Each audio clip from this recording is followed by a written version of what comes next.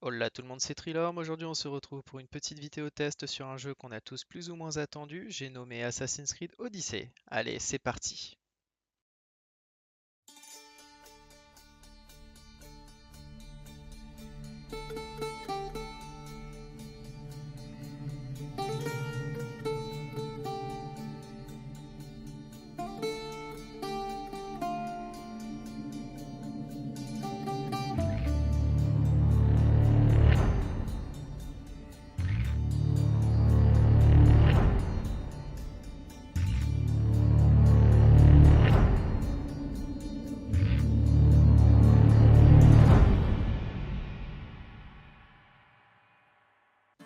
Sorti le 5 octobre, le petit dernier d'Ubisoft nous propose un voyage dans la Grèce antique et le fait avec brio.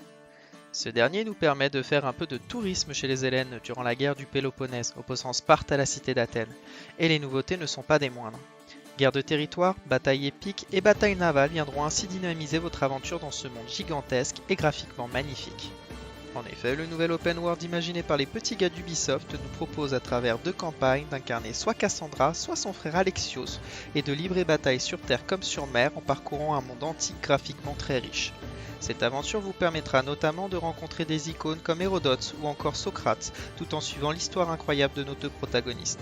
Le scénario très bien réalisé nous fait vivre une aventure surprenante et qui sait nous éblouir tout au long de notre progression. Ainsi, il vous sera possible de mettre les voiles à bord de l'Adrestia et participer à des batailles explosives sur une mer capricieuse. Il vous sera possible de partir à l'abordage de navires Sparte, athéniens ou encore pirates et de combattre dans des batailles dynamiques apportant une vraie fraîcheur au gameplay de ce nouvel AC. Ajoutez à cela de nombreuses possibilités d'amélioration et de personnalisation de navires justifiant les nombreuses heures que vous risquez de passer en mer. Entre-temps, vous serez peut-être tenté de poser le pied à terre pour oxyre du grec ou du brigand. Là encore, vous trouverez de nombreuses nouveautés pour vous aider. Vous aurez notamment la possibilité de vous spécialiser dans l'assassinat et tout miser sur la discrétion, ou bien brandir votre arc en vous conduisant sur la voie du chasseur, ou encore faire le bourrin et massacrer vos nombreux ennemis à la force de votre épée en suivant les préceptes d'un guerrier. Cela est traduit en jeu par l'existence d'un arbre de compétences avec de nombreux skills permettant notamment de tirer droit flèche, effectuer un coup de pied foudroyant à la Léonidas ou encore arracher le bouclier d'un ennemi.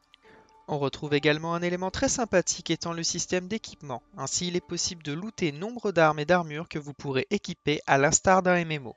Enfin, un système de mercenaires vient également s'ajouter à ces nouveautés, introduisant des combats ardus contre des guerriers de plus en plus puissants selon la prime sur votre tête. Vous me direz alors, mais ce jeu est parfait! À quoi je vous répondrai que non.